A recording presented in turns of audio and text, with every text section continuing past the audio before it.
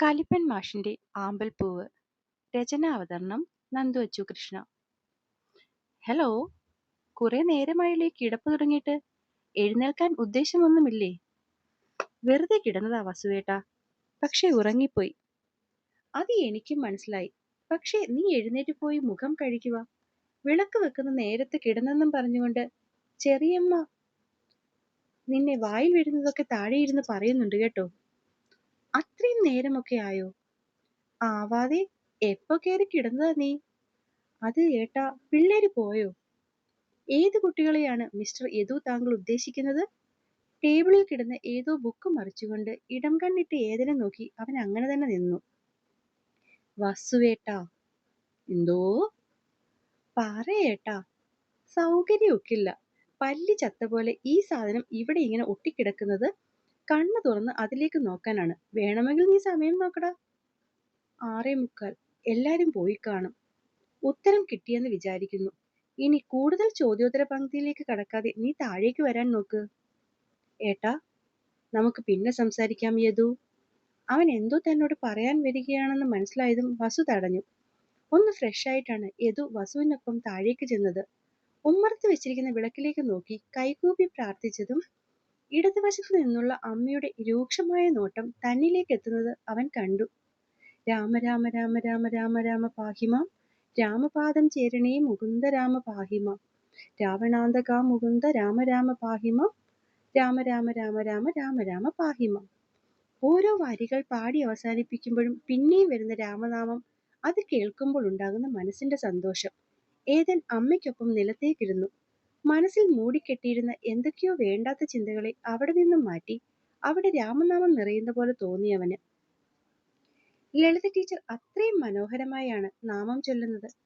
കാര്യത്തോടടുക്കുമ്പോൾ ഒരു പക്കാ സഖാവാണ് മാഷെങ്കിലും ടീച്ചർ നാമം ചൊല്ലുമ്പോൾ ഇടതുവശത്തിട്ടിരിക്കുന്ന ചാരുകസേരയിൽ മാഷ് എപ്പോഴും ഉണ്ടാകാറുണ്ട്. അതിന്റെ പേരിൽ ടീച്ചർ ഇടയ്ക്കിടെ മാഷിനെ കുത്തുമെങ്കിലും നല്ല സ്വരമുള്ള ഒരു പാട്ട് മനസ്സിന് നൽകുന്ന സന്തോഷമാണ് എന്നുള്ള ഒറ്റ വാചകത്തിൽ മാഷ് ടീച്ചറുടെ വായടപ്പിക്കും.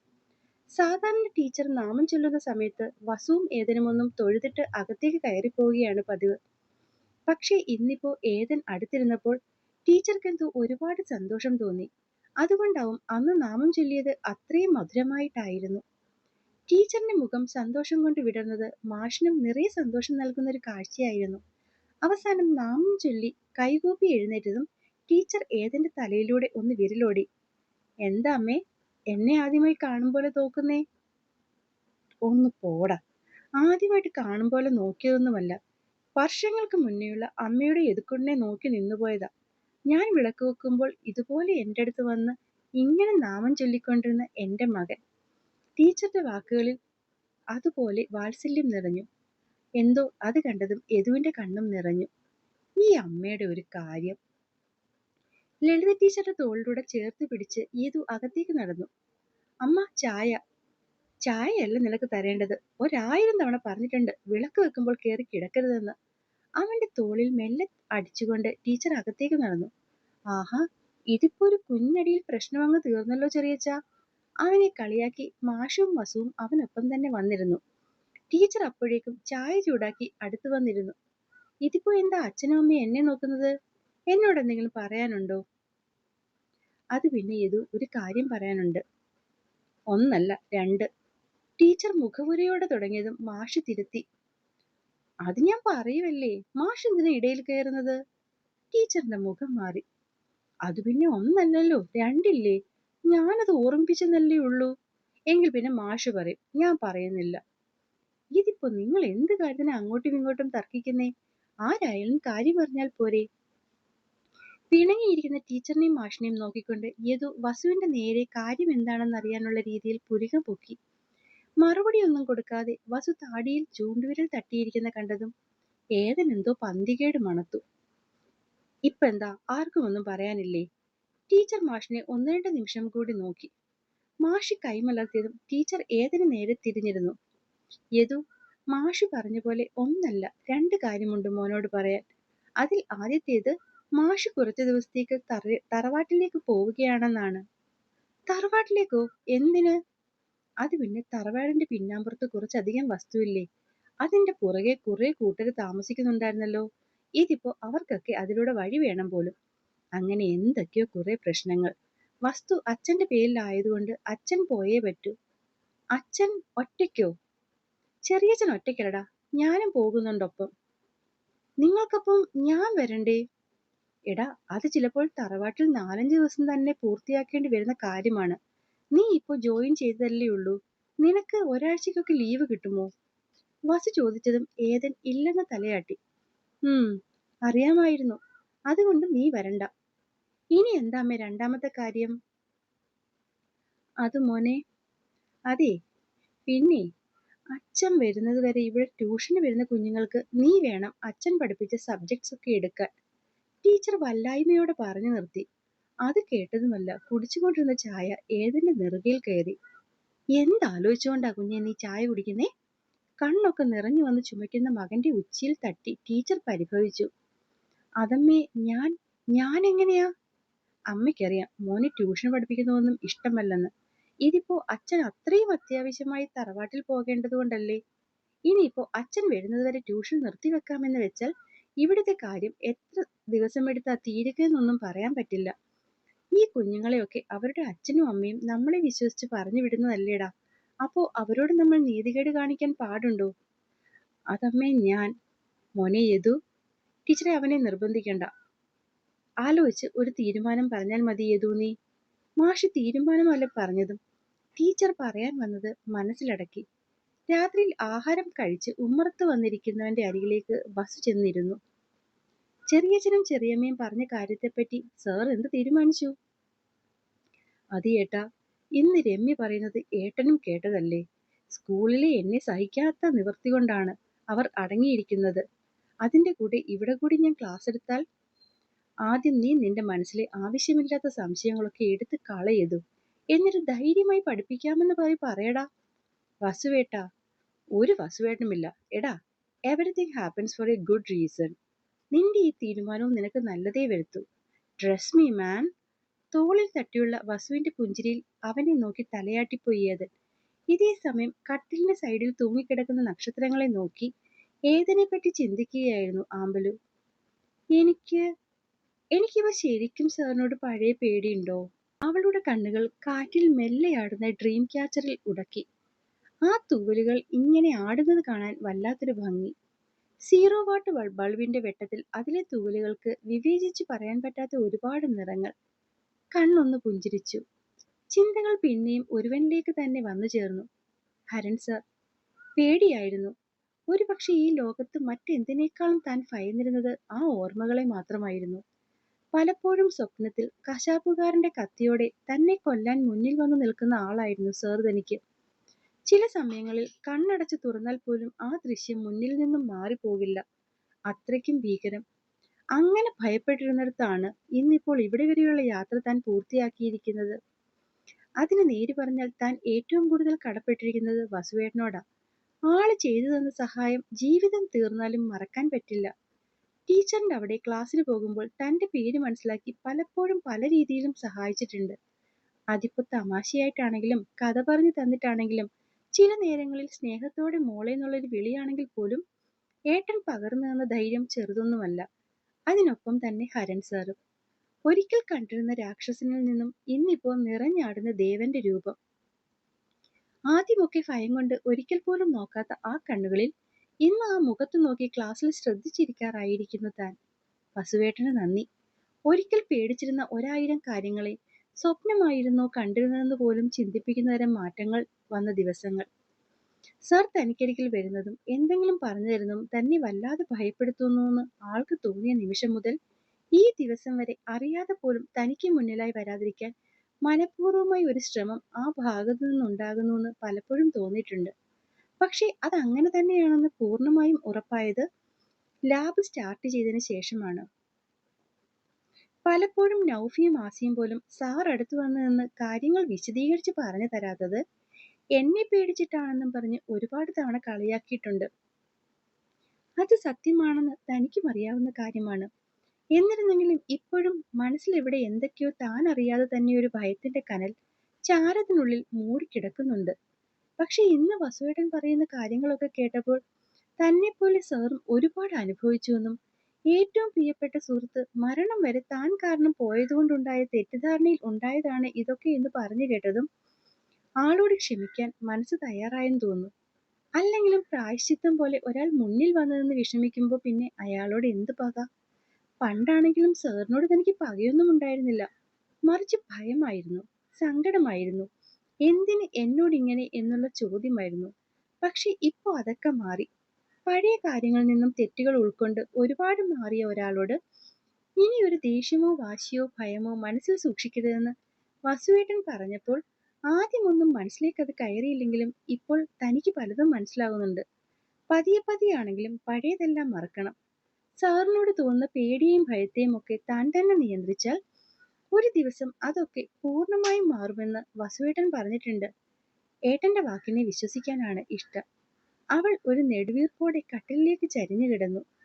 നാളുകൾക്ക് ശേഷം മനസ്സമാധാനത്തോടെ ആകാശത്ത് വിരിയുന്ന നക്ഷത്രങ്ങൾ ചന്ദ്രനെയും ഒക്കെ സ്വപ്നം കണ്ട് ആമ്പലു അന്നറിയാതെ ഉറങ്ങിപ്പോയി. ഈ നേരം ഉറക്കം നഷ്ടപ്പെട്ട ഏതൻ മുറിയിലൂടെ തെക്ക് വടക്ക് നടക്കുകയായിരുന്നു. നാളെ രാവിലെ എന്തായാലും അച്ഛനും അമ്മയും തന്നിൽ നിന്നൊരു മറുപടി ആഗ്രഹിക്കും. അതിപ്പോ യെസ് ആണെങ്കിലും നോ ആണെങ്കിലും അവരോട് പറഞ്ഞേ പറ്റൂ. അന്നത്തെ ട്യൂഷന് ശേഷം പിന്നെ ഇന്ന് വരെ സ്കൂളിലല്ലാതെ പുറത്തു വെച്ച് പോലും കുട്ടികൾക്ക് ക്ലാസ് എടുത്തിട്ടില്ല. വാരണസിയിൽ പഠിപ്പിച്ചുകൊണ്ടിരിക്കുന്ന സമയത്ത് തന്നെ ഒരുപാട് പേരൻസ് കുഞ്ഞുങ്ങൾക്ക് വീട്ടിൽ വെച്ചോ അല്ലെങ്കിൽ ട്യൂഷൻ സെന്ററിൽ വെച്ചോ ക്ലാസ് എടുക്കാമോ എന്ന് ചോദിച്ചിട്ടുണ്ട്. അന്നൊക്കെ പറ്റില്ല എന്ന് പറയാൻ രണ്ടാമതൊന്ന് ആലോചിക്കേണ്ടി വന്നിട്ടില്ല. പക്ഷെ ഇവിടെ ഇപ്പോൾ അങ്ങനെയല്ല. ക്ലാസ് എടുക്കാൻ പറ്റില്ല എന്ന് പറഞ്ഞാൽ അച്ഛനോ അമ്മയോ തന്നെ നിർബന്ധിക്കില്ല. പക്ഷെ എടുത്തോളം എന്ന് പറഞ്ഞാൽ അച്ഛൻ സമാധാനത്തിൽ പോയി വരും. പക്ഷെ അമലു സ്കൂളിൽ വെച്ച് ക്ലാസ് എടുക്കുമ്പോൾ ഇപ്പോൾ പഴയ പോലെ കുനിഞ്ഞൊന്നും ഇരിക്കാറില്ല അവൾ. പരമാവധി തന്റെ ചുണ്ടുകളിലാവും അവളുടെ കണ്ണുകൾ. ബോർഡിൽ എഴുതുമ്പോൾ വിരലുകളിൽ നിന്ന് വിരലിലേക്ക് അവിടെ കണ്ണുകൾ പോകുന്നത് കാണുമ്പോൾ തന്നെ അറിയാം ആള് അത്രയും ശ്രദ്ധിച്ചാണ് ക്ലാസ്സിൽ ഇരിക്കുന്നതെന്ന്. ഇനിയിപ്പോ ഇവിടെ ക്ലാസ് എടുക്കുമ്പോൾ അവൾക്ക് അതുപോലെയൊക്കെ ഇരിക്കാൻ പറ്റുമായിരിക്കുമോ? ചിന്തകളുടെ തുടക്കവും ഒടുക്കവുമെല്ലാം അമലുവിൽ വന്ന് നിൽക്കാൻ തുടങ്ങിയതും ഏതൻ ഭ്രാന്തി പിടിക്കുന്ന പോലെ കട്ടിലേക്ക് വന്ന് കിടന്നു. കഴിഞ്ഞോ? ഏ എന്താ? അല്ല, നീ ആലോചിച്ച് തല പുണ്ണാക്കി കഴിഞ്ഞോ എന്നാ ചോദിച്ചത്. ഉറങ്ങിക്കിടക്കുകയായിരുന്നു എന്ന് കരുതിയ വസു എഴുന്നേറ്റിരുന്നുകൊണ്ട് ചോദിച്ചതും ഏതന്റെ തല കുനിഞ്ഞു. അത് ഏട്ടാ, എന്തു പാടേ, ഒന്നും അല്ലെങ്കിൽ നീ ഒരു അധ്യാപകനല്ലേ, അതിന്റെ മെച്ചൂരിറ്റി എങ്കിലും കാണിക്ക്. അങ്ങനല്ല ഏട്ടാ, നീ കൂടുതലൊന്നും പറയണ്ട. ചുമ്മാ ആവശ്യമില്ലാത്ത ഓരോ കാര്യം ആലോചിച്ച് ഉറക്കം കളയാതെ സ്വസ്ഥമായി കിടന്നുറങ്ങാൻ നോക്ക്. നല്ല ഉറക്കം കിട്ടിയാൽ തന്നെ പാതി പ്രശ്നങ്ങൾ തീരും. ഇത് ചുമ്മാ അവൻ ഉറക്കത്തുമില്ല, ബാക്കിയുള്ളവരൊട്ട് ഉറങ്ങാൻ സമ്മതിക്കത്തുമില്ല. ലൈഫ് ഓഫ് ചെയ്തിട്ട് കിടക്കാൻ നോക്കടാ ചെറുക്ക. അവന്റെ ഒരിക്കലും തീരാത്ത ഓരോ ആലോചന. വല്ല കാര്യമുള്ള കാര്യത്തിനാണെങ്കിൽ അങ്ങ് പോട്ടേന്ന് വെക്കാം. ഇത് ചുമ്മാ ആലോചിച്ച് ആദ്യ കൂട്ടി മരിക്കാൻ നടക്കുന്നു. ഈ പനിയൊക്കെ എന്താ വേണ്ടതെന്നാ. ഇത്തിരി കടുപ്പിച്ചു പറഞ്ഞതും ഏതൻ ബാക്കിയൊന്നും കേൾക്കാൻ നിൽക്കാതെ കട്ടിലേക്ക് ചരിഞ്ഞു കിടന്നു. ആ പിന്നെ യദു, പറഞ്ഞു ഏട്ടാ, നാളെ നീ താഴേക്ക് ചെല്ലുമ്പോൾ ഇവിടുത്തെ ട്യൂഷന്റെ കാര്യങ്ങൾ നീ നോക്കിക്കോളാം എന്ന് ചെറിയച്ഛനോട് പറയണം. ഏട്ടാ, നിന്റെ അച്ഛനും അമ്മയ്ക്കും ദിവസം കഴിയുന്തോറും പ്രായം കുറയുകയല്ല യദു, കൂടുകയാണ്. അതിനനുസരിച്ച് അവർക്ക് മക്കളിൽ നിന്നുള്ള ആഗ്രഹങ്ങളും കൂടും. ഇവിടിപ്പോ നിന്റെ അച്ഛനും അമ്മയും നിന്റെ ഇഷ്ടങ്ങൾക്കാണ് മുൻതൂക്കം കൊടുക്കുന്നത്. അതാണ് അവർ നിന്നോട് അഭിപ്രായം ചോദിച്ചത്. ഇനിയിപ്പോ നിന്റെ ടേണാണ് മുന്നിൽ. അവരെ മനസ്സിലാക്കി അവർക്ക് സന്തോഷം കൊടുക്കുന്ന തീരുമാനം എടുത്തുകൊണ്ടാകണം നീ ഒരു നല്ല മകനാണെന്ന് അവർക്ക് മുന്നിൽ തെളിയിക്കാൻ. ഞാൻ പറയുന്നത് നിനക്ക് മനസ്സിലാവുന്നുണ്ടോ യദു? ഓ ഏട്ടാ, എങ്കിൽ ഉറക്കമൊഴിക്കാതെ കിടക്കാൻ നോക്കാമല്ലേ? പിറ്റേന്ന് രാവിലെ ചായ കുടിക്കുമ്പോഴും ആഹാരം കഴിക്കുമ്പോഴുമൊക്കെ അമ്മയുടെയും അച്ഛന്റെയും മുഖം തന്നിലായിരുന്നു. തന്നോടൊന്നും ചോദിച്ച് ബുദ്ധിമുട്ടിക്കരുത് എന്ന് അച്ഛൻ നേരത്തെ പറഞ്ഞതുകൊണ്ടാകും അമ്മ നാവിൻ തുമ്പിൽ വന്നു നിൽക്കുന്ന ചോദ്യം തന്നോട് ചോദിക്കാൻ പറ്റാതെ ഇങ്ങനെ ഇടം വലം തനിക്ക് ചുറ്റും കറങ്ങുന്നത്. അവസാനം താൻ ഇറങ്ങാൻ പോകുന്നതിന് മുന്നേ അമ്മ മുന്നിൽ വന്നതെന്ന് ചോദിച്ചു. നീ ഒന്നും പറഞ്ഞില്ലല്ലോ യദു. ട്യൂഷന്റെ കാര്യമല്ലേ അമ്മേ, അതിലിപ്പോ പ്രത്യേകിച്ച് ഞാൻ എന്തു പറയാനാ? അപ്പോ അപ്പോ ഒന്നുമില്ല. അച്ഛൻ പോകുന്നതിന് മുന്നേ കുട്ടികളുടെ പേരൻസിനോടൊക്കെ ഇനി മുതൽ ഞാനാകും ക്ലാസ് എടുക്കുക എന്നൊന്ന് സൂചിപ്പിച്ചേരെ. കാരണം അവരെ അച്ഛൻ ട്യൂഷൻ എടുക്കുമെന്ന് കരുതി വിടുന്ന കുട്ടികളല്ലേ. അപ്പോ നിനക്ക് കുഴപ്പമില്ല? അമ്മയുടെ ചോദ്യം അത്ഭുതമായി പുറത്തു വന്നെങ്കിലും അച്ഛന്റെ മുഖത്തും ഏതാണ്ട് അതേ ഭാവമായിരുന്നു. കുഴപ്പമില്ലേ എന്ന് ചോദിച്ചാൽ കുഴപ്പമൊക്കെയുണ്ട്. പക്ഷേ തിരിച്ചെത്തും വരെ ആ കുഴപ്പം ഞാൻ ഉമ്മറവാതിലിൽ കെട്ടിത്തൂക്കി ഇട്ടോളാം. അതുപോരെ? ലളിത ടീച്ചറിന്റെ കവിളിൽ നുള്ളി അവൻ കുറുമ്പ് പറഞ്ഞതും ടീച്ചർ അവന്റെ കൈത്തോളിൽ മെല്ലെ ഒന്ന് അടിച്ചു. തെമ്മാടി. അന്ന് പകൽ ഫിസിക്സിന്റെ സബ്ജക്റ്റ് ഇല്ലാത്തതുകൊണ്ട് കുട്ടികളാരും ഏതനെ കണ്ടിരുന്നില്ല. വൈകുന്നേരം മാഷ് പറഞ്ഞിരുന്ന യൂണിറ്റ് ടെസ്റ്റ് പഠിച്ചുകൊണ്ടിരിക്കുമ്പോഴാണ് ക്ലാസ്സിലേക്ക് അന്ന് വരെ കയറാത്ത ഒരാൾ ബുക്കുമായി കയറി വരുന്നത് നൗഫി കാണുന്നത്. "ന്റെ റബ്ബേ, ഇതാരാ വന്നേന്ന് നോക്കിയേ!"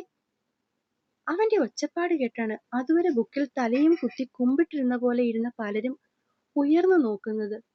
ഹരൻ സാർ പറയുന്നതിനൊപ്പം തന്നെ ആമ്പൽ മെല്ലെ ബെഞ്ചിൽ നിന്നും എഴുന്നേറ്റു. "എന്നെ കാണാൻ അത്യാവശ്യം ഭംഗിയുണ്ടെന്നൊക്കെ എനിക്കറിയാം. എന്നാലും നിങ്ങൾ എല്ലാരും കൂടി ഇങ്ങനെ നോക്കി നിൽക്കുമ്പോൾ എനിക്ക് ചെറുതായിട്ട് ചമ്മല് വരുന്നുണ്ട് കേട്ടോ." അകത്തേക്ക് കയറി മുന്നിലെ കസേര അല്പം നീക്കി മേശമേൽ ബുക്ക് വെച്ചുകൊണ്ട് ഏതൻ എല്ലാവരെയും നോക്കി ചിരിക്കുമ്പോഴാണ് അതുവരെ അവനെ നോക്കി നിന്ന കുട്ടികളൊക്കെ ഒന്ന് ഞെട്ടിയ പോലെ കണ്ണുകൾ പിൻവലിച്ചത്.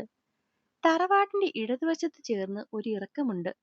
19 പേർക്ക് കസേരയൊക്കെ ഇട്ടിരിക്കാൻ പാകത്തിൽ ഒരു ഹാള് പോലെ ഒന്ന്. പണ്ട് മാഷിന്റെ മുത്തശ്ശന്മാരിൽ ആരോ ഒരാൾക്ക് കൂത്തിൽ കമ്പം കയറിയപ്പോൾ അതിനുവേണ്ടി ഉണ്ടാക്കിയിട്ടതാണെന്ന് വായ്മൊഴി.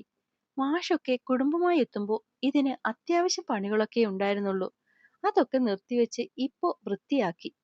ട്യൂഷന്റെ കാര്യം വന്നപ്പോൾ ആദ്യം അകത്ത് വെച്ച് എടുക്കാം എന്ന് തീരുമാനിച്ചിട്ടും പുറത്തേക്ക് ഒരു ചെറിയ ഷെഡ് മോഡൽ ഉണ്ടാക്കിയിട്ടു. കുട്ടികൾ അധികം വന്നപ്പോൾ ഷെഡിലേക്ക് മാറ്റുകയും ചെയ്തു. പക്ഷെ പിന്നെ മഴയും കാര്യവുമൊക്കെ വന്നപ്പോൾ അവിടെ പഠിപ്പിക്കാൻ ബുദ്ധിമുട്ടായി. മഴയുടെ ഈർച്ചയും മണ്ണിന്റെ കുഴച്ചിലുമൊക്കെ ആയപ്പോൾ മാഷ് ഷെഡ് അടച്ചിട്ട് പത്തായപ്പുര പോലെയുള്ള ഇവിടേക്ക് ക്ലാസുകൾ മാറ്റി. അതുകൊണ്ട് തന്നെ ഇപ്പോൾ എത്ര മഴ പെയ്താലും ഇടിവെട്ടിയാലും ഒന്നും ക്ലാസ്സിനെ ബാധിക്കില്ല. അപ്പോ എങ്ങനെ? ക്ലാസ് തുടങ്ങാമല്ലോ അല്ലേ? സർ, സാറെന്താ ഇവിടെ? കയ്യിൽ ഒരു ബുക്കും പിടിച്ചിട്ട്. എന്തായാലും ഞാനിവിടെ നിങ്ങളോട് കാര്യം പറയാൻ വരില്ലല്ലോ നൗഫി. ഇപ്പോഴും താൻ ക്ലാസ്സിലേക്ക് കയറിയത് കണ്ട് അന്തം വിട്ട് നിൽക്കുന്നവളെ ഇടം കണ്ണിട്ട് നോക്കിക്കൊണ്ടായിരുന്നു ആ മറുപടി. അപ്പോ സാറ് ക്ലാസ് എടുക്കാൻ പോവാണോ? എന്തേ, എടുക്കണ്ടേ രമ്യ? അത് പിന്നെ മാഷല്ലേ എടുക്കാറ്. ഉവ്, മാഷാണ് ഇന്ന് വരെ എടുത്തുകൊണ്ടിരുന്നത്. പക്ഷെ അടുത്ത ഒരു 3 ആഴ്ച ഞാനാവും നിങ്ങൾക്ക് ക്ലാസ് എടുക്കുക. അച്ഛൻ അത്യാവശ്യമായിട്ട് നാട്ടിൽ പോയിരിക്കുകയാണ്. വരാൻ കുറച്ച് സമയമെടുക്കും. നിങ്ങൾക്കൊക്കെ ഫസ്റ്റ് എക്സാമിന്റെ ടൈം ആയില്ലേ? ആ നേരത്ത് ക്ലാസ് മുടങ്ങിയാൽ അത് നിങ്ങളുടെ പഠിത്തത്തെ ബാധിക്കുമല്ലോ. അതുകൊണ്ടാണ് ഞാനിപ്പോൾ നിങ്ങളുടെ മാഷിന്റെ കുപ്പായത്തിൽ ഇവിടെ വന്ന് നിൽക്കുന്നത്. ഇനിയിപ്പോ ഞാൻ പഠിപ്പിക്കുന്നത് ആർക്കെങ്കിലും ഇഷ്ടമല്ല എന്നുണ്ടെങ്കിൽ തുറന്നു പറഞ്ഞോളൂ. അച്ഛൻ വരുന്നത് വരെ നമുക്ക് ക്ലാസ് നിർത്തിവെക്കാം. ക്ലാസ് ആകെ കണ്ണോടിച്ചായിരുന്നു അവന്റെ ആ ചോദ്യം. അതിൽ ഒരിടത്തെത്തിയപ്പോൾ മാത്രം മിഴികൾ 2-3 സെക്കൻഡ് നിന്നു. അയ്യോ, ഞങ്ങൾക്ക് പ്രശ്നമൊന്നുമില്ല സർ. ഇനി സർ ജീവിതകാലം മൊത്തം ക്ലാസ് എടുത്താലും കേൾക്കാൻ ഞങ്ങൾക്ക് തയ്യാറാണ്. ഒരു ബുദ്ധിമുട്ടുമില്ല. സെന്റ് ജോസഫിലെ സ്മിത മുഖം കൈവെള്ളയിലൂന്നി അത്രയും ആരാധനയോടെ അവനെ നോക്കി പറഞ്ഞതും പിൻവശത്തു നിന്നും മുറുമുറുപ്പുകൾ ഉയരാൻ തുടങ്ങിയിരിക്കുന്നു.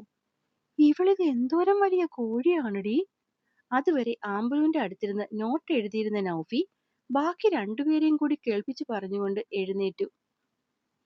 സ്മിത, ആഷ്ന, രേവതി, കാവേരി ഇവർ 4 പേരുമാണ് ഇടതുവശത്ത് മുന്നിലിരിക്കുന്നത്. വലതുവശത്തായി രമ്യ, ആമ്പലു, വൃന്ദ, മേഘ. അതിൽ വൃന്ദയും മേഘയും പിന്നിലേക്ക് ഇരുത്തിക്കൊണ്ടാണ് ആസിയും നൗഫിയും ആമ്പലിന്റെ ബുക്ക് നോക്കി നോട്ട് കംപ്ലീറ്റ് ചെയ്തുകൊണ്ടിരുന്നത്. ഇവർക്കൊപ്പം തന്നെ വേറെ 4-5 ആൺകുട്ടികളും 3-4 പെൺകുട്ടികളും ഇരിപ്പുണ്ട്. ഏതാണ്ട് 20 പേരുള്ള ക്ലാസ് ആണത്. ഏതൻ ആദ്യമായിട്ടാണ് ഈ ക്ലാസ്സിലേക്ക് വരുന്നത്. തന്റെ സ്കൂളിൽ പഠിപ്പിക്കുന്ന കുറച്ച് മുഖങ്ങളുണ്ടെന്നറിയാം എന്നല്ലാതെ ബാക്കിയുള്ളവരെയൊന്നും ഏതന് കണ്ടിട്ടില്ല. അവരൊക്കെ അവന് പുതിയതാണ്.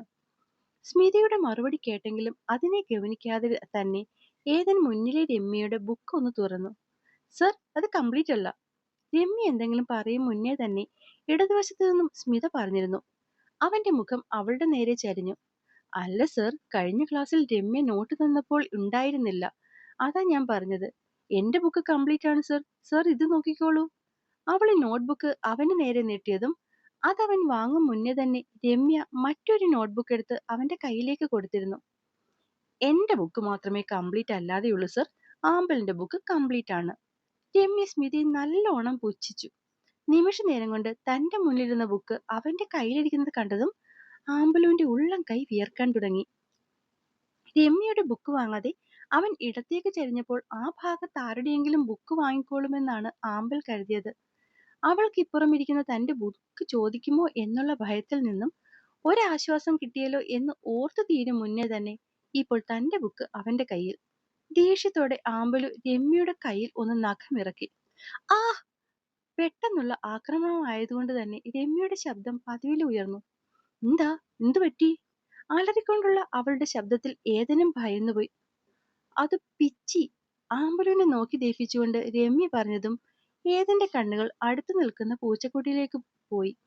പിച്ചിയോ? ആര്? എത്ര വേണ്ടെന്ന് വെച്ചിട്ടും ചുണ്ടിന്റെ കോണിൽ വിരിഞ്ഞ പുഞ്ചിരിയെ മറയ്ക്കാൻ ഏതന് കഴിയുന്നുണ്ടായിരുന്നില്ല. പിച്ചിയതല്ല സർ, മാന്തിയതാണ്. ആമ്പലുവിനെ നോക്കി ദയിപ്പിച്ചുകൊണ്ട് രമ്യ മുരണ്ടതും ഏതൻ തല കുലുക്കി കയ്യിലിരുന്ന നോട്ട്ബുക്ക് തുറന്നു. പൂച്ചയാവും അല്ലേ രമ്യ? ഇവിടെ ഒരു കുഞ്ഞിപ്പൂച്ചയെ ഞാൻ കാണാറുണ്ട്.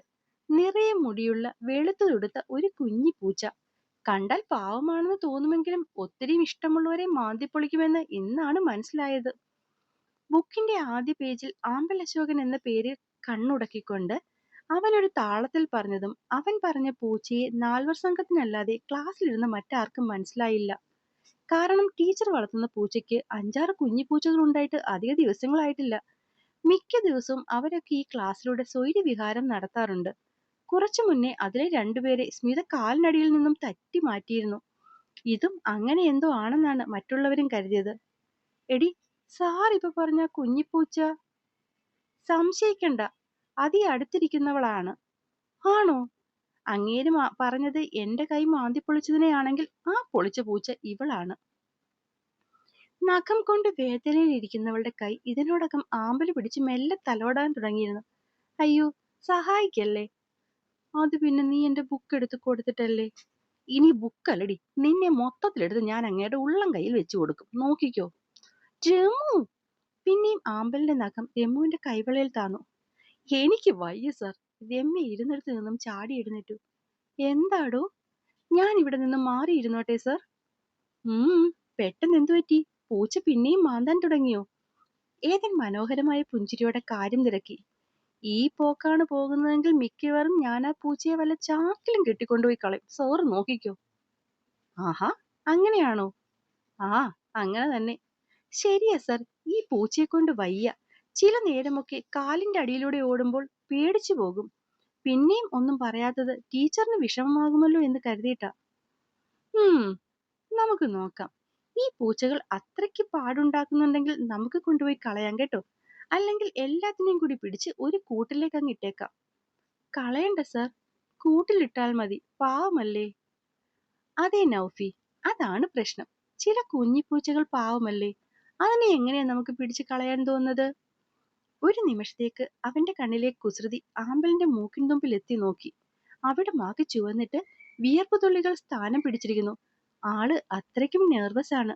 അത് കണ്ടതും അവൻ മേൽമീശയുടെ വലതു തുമ്പ് ഒന്ന് കടിച്ചു പിടിച്ച് കയ്യിലിരുന്ന ബുക്ക് കയ്യിൽ തട്ടി മുന്നിലേക്ക് നടന്ന് ആമ്പലുവിന്റെ ഡെസ്കിലേക്ക് ഇടതുകൈ കുത്തി നിന്നു. എന്തായാലും ഇവിടുത്തെ പൂച്ചകൾ കാരണം നിങ്ങൾക്കൊക്കെ ഇത്രയും പ്രശ്നമാണെന്ന് അമ്മ അറിഞ്ഞു കാണത്തില്ല. അതുകൊണ്ട് അമ്മയോട് പറഞ്ഞിട്ട് ഇന്ന് വൈകിട്ട് തന്നെ എല്ലാത്തിനെയും പിടിച്ചുകൊണ്ട് കളയുന്നതായിരിക്കും. പോരെ? മതി സർ, മതി. എല്ലാവരും ഉച്ചത്തിൽ പറഞ്ഞപ്പോൾ കളയണ്ട എന്നൊരു കുഞ്ഞു ശബ്ദം അതിനിടയിൽ ഏതൻ കേട്ടു. അത് പ്രതീക്ഷിച്ചിരുന്ന പോലെ അവന്റെ മുഖം മുന്നത്തേതിലും അങ്ങ് തെളിഞ്ഞു. അപ്പോ ഞാൻ പറഞ്ഞതെന്നൊക്കെ നിങ്ങൾക്ക് മനസ്സിലായി കാണുമെന്ന് വിശ്വസിക്കുന്നു. വീട്ടിൽ ചെന്നിട്ട് ഇത് അടച്ചു മടക്കി വെച്ചിട്ട് എടുത്ത് ക്ലാസ്സിൽ തുറക്കാനാണ് പരിപാടിയെങ്കിൽ സത്യമായും നിങ്ങൾക്ക് ഞാനിന്ന് പറഞ്ഞതെന്നൊന്നും ഓർമ്മയെ കാണില്ല. അതുകൊണ്ട് വൈകുന്നേരം ചെന്ന് കുളിച്ച് വല്ലതും കഴിച്ചാൽ ആദ്യം ഇന്നത്തെ പോർഷൻസ് എല്ലാം എടുത്ത് ഒന്ന് പോയി വായിച്ചു നോക്കണം. അതിപ്പോ ഇവിടുത്തെ ആണെങ്കിലും കൊള്ളാം, സ്കൂളിലെ ആണെങ്കിലും. അന്നന്ന് പഠിപ്പിക്കുന്ന കാര്യങ്ങൾ അന്നന്ന് തന്നെ പഠിപ്പിച്ചാൽ നിങ്ങൾക്ക് കൂടുതൽ കൺഫ്യൂഷൻസ് വരികയില്ല. കാരണം ഈ കാര്യങ്ങളൊക്കെ ഓൾറെഡി നിങ്ങളുടെ മനസ്സിൽ ഒരു വട്ടം പതിഞ്ഞതാണ്. വീട്ടിൽ ചെന്ന് ഒന്നുകൂടി വായിക്കുമ്പോൾ അത് മനസ്സിലേക്ക് പൂർണ്ണമായും പതിഞ്ഞുകൊള്ളും. പിന്നെ വീക്കെൻഡിൽ ഒന്നുകൂടി എല്ലാം വായിച്ചു വിട്ടാൽ നിങ്ങൾക്ക് പിന്നെ പരീക്ഷയ്ക്ക് എന്ന് പറഞ്ഞ് പ്രത്യേകിച്ച് പഠിക്കേണ്ടി വരികയില്ല. സോ ഇപ്പൊ പഠിച്ചത് മനസ്സിലായെന്ന് കരുതി ആരും വീട്ടിൽ പോയി വായിക്കാതിരിക്കരുത്. മസ്റ്റായി വായിക്കണം. എന്നിട്ട് എന്തെങ്കിലും ഡൗട്ട് ഉണ്ടെങ്കിൽ നാളെ വന്ന് ചോദിച്ചാൽ മതി, പറഞ്ഞു തരാം കേട്ടോ. യെസ് സർ, കോറസ് പോലെ പറഞ്ഞുകൊണ്ട് പിള്ളേരെല്ലാം ചാടി എഴുന്നേറ്റാ. അപ്പോഴാണ് അശരീരി പോലെ സ്മിതയുടെ ശബ്ദം കേൾക്കുന്നത്. സർ പറഞ്ഞു തന്നെല്ലാം മനസ്സിലായി. എന്നാലും ലാസ്റ്റ് ആ ആൻസർ കിട്ടുന്നത് ഒന്നുകൂടി ഒന്ന് പറഞ്ഞു തരാമോ? അത് കേട്ടതും ആ ക്ലാസ്സിലെ ആൺകുട്ടികളെല്ലാം ഒരേപോലെ നോക്കിയത് കയ്യിലെ വാച്ചിലാണ്. ഇവൾക്ക് എന്താടാ, ഭ്രാന്താണോ? 6:30 കഴിഞ്ഞിട്ട് ഇരുന്ന് പഠിക്കാൻ. ഇനി എന്താപ്പ ഇവൾക്ക് ഇത്രയും പഠിക്കാനങ്ങ് മുട്ടൽ? മാഷ് പഠിപ്പിച്ചുകൊണ്ടിരുന്നപ്പോൾ ഇല്ലാത്ത സംശയങ്ങളാണല്ലോ ഇന്ന് ഒറ്റ ദിവസം കൊണ്ട് ഇവൾക്കങ്ങ് പൊട്ടിമുളച്ച് വിക്ഷമായി നിൽക്കുന്നത്. എന്തൊക്കെ കണ്ടാൽ മരിക്കാൻ പറ്റും എന്റെ ശിവനേ. പഠിപ്പിക്കുന്ന സാറുമാർ ചുള്ളന്മാർ ആണെങ്കിൽ പെൺപിള്ളേർക്ക് സംശയം കൂടും മക്കളെ. ഒരൊറ്റ മിനിറ്റിൽ പലജാതി അഭിപ്രായങ്ങൾ വന്നപ്പോൾ അവർക്കൊക്കെയും കൂടി ഒറ്റ ഉത്തരമായി നൗഫൽ ബാഗ് തോളിലേക്കിട്ട് പറഞ്ഞുകൊണ്ട് ഇറങ്ങി. ഇവളുമാരൊക്കെ ഇത്രയും ഒലിപ്പിക്കാൻ പാകത്തിൽ അങ്ങേർക്കത്ര വലിയ സൗന്ദര്യമൊന്നുമില്ല. ശർക്കരയിൽ ഈച്ചക്കൂട്ടം പറ്റിയിരിക്കുന്ന പോലെ ഏതിനു ചുറ്റും നിൽക്കുന്ന പെൺകുട്ടികളെ കണ്ടുകൊണ്ട് അതുൽ പുച്ഛിച്ച് സൈക്കിളിന്റെ അടുത്തേക്ക് നടന്നു. ആമ്പിള്ളർക്കില്ലെന്ന് പറയുന്ന അസൂയയും കുശുമ്പും ഒക്കെ ആമ്പിള്ളർക്കുണ്ടെന്ന് നീയായിട്ട് വരുത്തി വെക്കല്ലേ ചെറുക്ക. എന്താപ്പോ ഇങ്ങനെ പറയാൻ? എടാ, അങ്ങേരെ കാണാൻ കൊള്ളാമെന്ന് അങ്ങേർക്കും അറിയാം, അങ്ങേരെ പറ്റി നിൽക്കുന്ന ഈ പെൺപിള്ളേർക്കും അറിയാം. അപ്പൊ പിന്നെ അങ്ങേരെ കാണാൻ ഭംഗിയില്ലെന്ന് നീ പറഞ്ഞാൽ അത് നല്ല ഒന്നാന്തരം അസൂയയുടെയും കുശുമ്പിന്റെയും ലക്ഷണമാണെന്ന് നാട്ടുകാർ പറയും. അതുകൊണ്ട് വിട്ടുപിടി മോനെ. എന്നാലും സാധാരണ 6:15 കഴിയുമ്പോൾ വീട്ടിൽ പോണം, ഇരുട്ടുന്നു എന്നൊക്കെ പറഞ്ഞു നിൽക്കുന്ന ഈ പെൺപിള്ളർ തന്നെ ഇങ്ങനെയൊക്കെ കാണിക്കുക എന്ന് വെച്ചാൽ യോഗമാണ് മോനെ, യോഗം. അതിപ്പോ അങ്ങേരുടെ കൂടെ അസൂയപ്പെട്ടിട്ട് കാര്യമില്ല. ചാരി വെച്ചിരുന്ന സൈക്കിൾ എടുത്തുകൊണ്ട് നൗഫി അവനെ നോക്കി ചിരിച്ചതും ആരോമൽ തലയാട്ടി അവന്റെ സൈക്കിളിൽ കയറിപ്പോയി. നീ എന്താ ആമ്പലു, വരുന്നില്ലേ? കുറെ നേരമായല്ലോ വാതിലിൽ നിന്ന് തത്തിക്കളിക്കുന്നു. എന്താ, ഇനി നിനക്കും അവളുമാരെ പോലെ സംശയമാണോ? രമ്യയുടെ കയ്യും പിടിച്ച് വാതിലിൽ തന്നെ നിൽക്കുന്നവളെ കണ്ട് സംശയത്തോടെ ആസി ചോദിച്ചു. ഇത് സംശയമൊന്നുമല്ലടാ, ഇത് വേറെയാ സംഭവം. വേറെയോ? ഉം. എന്ത്? ക്ലാസ് തുടങ്ങിയപ്പോൾ സാറ് പറഞ്ഞില്ലേ ആ പൂച്ച കുഞ്ഞുങ്ങളെ എല്ലാം കൊണ്ടുപോയി ഇന്ന് കളയുമെന്ന്? അതിന്? അത് കളയല്ലെന്ന് ഞാൻ പറയണം പോലും. നിനക്കെന്താ രമു, ഇവക്കോ വട്ട്. നീയും അതിനൊപ്പം തുള്ളാൻ നിൽക്കുകയാണോ? അങ്ങേരുടെ വീട്ടിലെ പൂച്ച, അതിനെ അങ്ങേര് വളർത്തുകയോ കളയുകയോ എന്താന്ന് വെച്ചാൽ ആലോചിച്ച് ചെയ്തോളും. അവള് മദർ തെരേസ കളഞ്ഞു വന്നിരിക്കുന്നു പൂച്ചകളെ രക്ഷിക്കാൻ. സമയം 6:45. ഇനിയും ഇവിടെ നിന്നും ഇറങ്ങിയില്ലെങ്കിൽ ഭദ്രകാളി ദർശനം നേരിട്ട് കാണാം. എന്താ, വേണോ? താമസിച്ച് ഇരുട്ടത്ത് കയറി ചെന്നാൽ രണ്ടമ്മമാരും ചീത്ത വിളിക്കുമെന്ന് അറിയാവുന്നത് കൊണ്ട് തന്നെ മനസ്സോടെ അല്ലെങ്കിലും ആമ്പലു രമ്യയ്ക്കൊപ്പം നടന്നു. ക്ലാസ് റൂമിന്റെ വാതിൽ കാഴ്ച കിട്ടും വരെ തിരിഞ്ഞു തിരിഞ്ഞു നോക്കി പോകുന്നവളെ ചെറിയൊരു പുഞ്ചിരിയോടെ ഏതിനും കാണുന്നുണ്ടായിരുന്നു. ആ പൂച്ചകളെ കൊണ്ട് കളയുമെന്ന് പറഞ്ഞപ്പോൾ മുതൽ മുഖം വീർപ്പിച്ചിരിക്കുന്നവളെ ക്ലാസിന്റെ ഇടയിൽ പലപ്പോഴും ശ്രദ്ധിച്ചിരുന്നു. പറഞ്ഞു കൊടുക്കുന്ന കാര്യങ്ങളൊക്കെ അത്രയും ശ്രദ്ധയോടെ കേൾക്കുന്നുണ്ടെങ്കിലും മനസ്സിലെവിടെയോ താൻ പറഞ്ഞതുണ്ടെന്ന് വ്യക്തമായിരുന്നു. മിക്കവാറും പോകുമ്പോൾ കൂട്ടാളികളെ ആരെങ്കിലും പൂച്ചകളുടെ റെക്കമെൻഡേഷനുമായിട്ട് വിടുമെന്നും വിചാരിച്ചിരുന്നു. ഊഹം തെറ്റിയില്ല. അതുതന്നെയാണ് പിള്ളേര് പിന്നെയും സംശയം കൊണ്ട് ചുറ്റും കൂടിയപ്പോഴും വേണ്ടാന്ന് പറയാതിരുന്നത്. ഇതിപ്പോ വല്ലാതെ ലേറ്റായി പോയി. എന്ത് സംശയമുണ്ടെങ്കിലും നാളെ പറയാം കേട്ടോ. അവൾ കണ്ണിൽ നിന്ന് മറിഞ്ഞതും ആദി കുട്ടികളെയെല്ലാം പറഞ്ഞു വിട്ടു. എന്റെ വസുവേട്ടാ, ഞാൻ ആ പൂച്ചക്കുഞ്ഞുങ്ങളെ കൊണ്ട് കളയുമെന്ന് പറഞ്ഞപ്പോൾ അവളുടെ മുഖം ഒന്ന് കാണേണ്ടതായിരുന്നു. എന്നെ അരച്ച് കലക്കി കൊടുത്താൽ കുടിക്കുമെന്നുള്ള ദേഷ്യം വെച്ചൊരു നോട്ടം നോക്കി. ദൈവമേ, ഞാൻ നിന്നിടത്ത് നിന്ന് കത്തിപ്പോയനെ ആ നോട്ടത്തിൽ. ഉറക്കെ ചിരിച്ചുകൊണ്ടുള്ള ഏതന്റെ സംസാരം അതേ സന്തോഷത്തോടെ കേൾക്കുകയായിരുന്നു വസു. പഠിച്ചുകൊണ്ടിരുന്നപ്പോൾ പക്ഷെ ശ്രദ്ധ മൊത്തം ക്ലാസ്സിൽ തന്നെ ആയിരുന്നു കേട്ടോ. അത് കഴിഞ്ഞ് ക്ലാസ് തീർന്നു എന്ന് പറഞ്ഞതും അല്ല, രമ്യ ഇട്ട് തോണ്ടുന്നതും എന്തൊക്കെയോ പറയുന്നതുമൊക്കെ ഞാൻ കണ്ടിരുന്നേട്ടാ. എന്തായാലും പൂച്ചക്കാര്യമാകുമെന്ന് അറിയാവുന്നത് കൊണ്ട് ഞാനത് സംസാരിക്കാനായിട്ടൊരു അവസരം കൊടുത്തില്ല. എന്റെ പൊന്നു യദു, നിന്നോട് ഞാൻ അങ്ങോട്ട് പോയി കൂട്ടാവാൻ പറഞ്ഞിട്ടാണ് വന്നത്, അല്ലാതെ അവൾക്ക് ദേഷ്യം വരുന്നത് കാണിച്ചുകൊണ്ട് വീണ്ടും വീണ്ടും വഴക്കുണ്ടാക്കാനല്ല. എന്താടാ നീ ഇങ്ങനെ? അതിനെ ആര് വഴക്കുണ്ടാക്കി? ഞാൻ ആരോടും വഴക്കുണ്ടാക്കിയില്ല. ഇല്ലേ? എന്നിട്ടാണ് അവൾക്ക് പൂച്ചയെ ഇഷ്ടമാണെന്നറിഞ്ഞിട്ടും അതിനെ കൊണ്ട് കളയും ഇറക്കിവിടും എന്നൊക്കെ നീ ഇന്ന് ക്ലാസ്സിൽ കിടന്ന് ചിലച്ചത്. അത് ചുമ്മാ വെറുതെ ഒരു രസം. രസം സാമ്പാർ ആകലും. ഇല്ലേട്ടാ, ഇത് ഞാൻ ആദ്യം വെറുതെ പറഞ്ഞതാ, ഈ പൂച്ചയെ കൊണ്ട് കളയുമെന്നൊക്കെ. അപ്പൊ നോക്കുമ്പോ ഒരാളുടെ മുഖം പലതരത്തിൽ മാറുന്നു. അത് കണ്ടപ്പോൾ എനിക്ക് ഏട്ടനും അവൾക്കുമൊക്കെ ഒരുപാട് ഇഷ്ടമുള്ള ആ വെള്ള പൂച്ചക്കുട്ടിയില്ലേ, അതുപോലെയാണ് തോന്നിയത്. അപ്പൊ പിന്നെ രസം പിടിച്ചു. വേണ്ടായേ ഏതോ, അവൾക്ക് ആ പൂച്ചക്കുഞ്ഞിനെ ഒരുപാട് ഇഷ്ടമാണ്. ഞാനും അവളും ചെറിയമ്മയും കൂടിയാ കഴിഞ്ഞ ദിവസം അവളെ കിങ്ങിണിന്നൊക്കെ പേരിട്ട് വിളിച്ചത്. നിന്നോട് ഞാനത് പറഞ്ഞിട്ടല്ലേ? എന്നിട്ടാണോടാ നീ ഇങ്ങനൊക്കെ? എന്റെ പൊന്നേ, ഞാനിത് വലുതാക്കില്ല. എനിക്കറിയാം അവക്ക് ആ പൂച്ചക്കുഞ്ഞിനെ അത്രയ്ക്ക് ഇഷ്ടമാണെന്ന്. ഇത്രയും ദിവസം എന്നെ കണ്ടാൽ മുഖത്തേക്ക് നോക്കാതെ സംസാരിക്കാതെ നിന്നവൾ ഇന്ന് ആദ്യമായി എന്റെ മുഖത്തേക്ക് നോക്കിയതും സംസാരിക്കണമെന്ന് അവളുടെ കണ്ണിൽ ഒരാഗ്രഹം കണ്ടതും ഈ പൂച്ചയെപ്പറ്റി ചോദിക്കാനായിട്ടാണ് ഏട്ടാ. അതുകൊണ്ടാ ഞാൻ. അങ്ങനെ അവൾ എന്നോടൊന്ന് സംസാരിച്ചാൽ ഓക്കെ. പക്ഷെ കാര്യങ്ങളെ കൂടുതൽ കോംപ്ലിക്കേറ്റ് ചെയ്യരുത് കേട്ടോ. കാര്യം അവൾ പാവമാണ്, ഇന്നസെന്റ് ആണ്, ഒക്കെ ശരിയാ. പക്ഷെ ദേഷ്യം വന്നാലുണ്ടല്ലോ. അറിയാ ഏട്ടാ. സത്യമായിട്ടും ആ പൂച്ചക്കുഞ്ഞിന് എന്തെങ്കിലും പറ്റിയാൽ അവൾ നിന്നെ നിർത്തി കത്തിക്കുമേതും ഓർത്തോ. ആ ഏട്ടാ, നാളെ ഞാൻ വിളിക്കുമ്പോഴും ഇതേ സന്തോഷത്തോടെ ഈ ഏട്ടാ വിളി കേട്ടാൽ മതി. ഓ, പറഞ്ഞുകൊണ്ട് വസു ഫോൺ കട്ട് ചെയ്തതും അവൻ ചന്ദ്രനെ നോക്കി ആ സോപാനത്തിലേക്ക് നീണ്ടു നിവർന്നു കിടന്നു. ഇത്രയൊക്കെ ഏട്ടൻ പേടിപ്പിക്കാൻ പാകത്തിൽ നീ അത്രയ്ക്കും ഭീകരിയാണോ അമലു? ക്ലാസ്സിൽ മുഖം വീർപ്പിച്ചിരിക്കുന്നവരുടെ ഭാവങ്ങൾ ഓരോന്നും മനസ്സിലേക്ക് വന്നതും ഏതൻ പിന്നെയും ചിരിച്ചു. പൂച്ചക്കുട്ടി. അപ്പോൾ എന്നെ കേൾക്കുകയും വായിക്കുകയും ചെയ്യുന്ന എൻ്റെ എല്ലാ കൂട്ടുകാരും എന്നെ സബ്സ്ക്രൈബ് ചെയ്ത് സപ്പോർട്ട് ചെയ്യാൻ മറക്കല്ലേ. നന്ദി.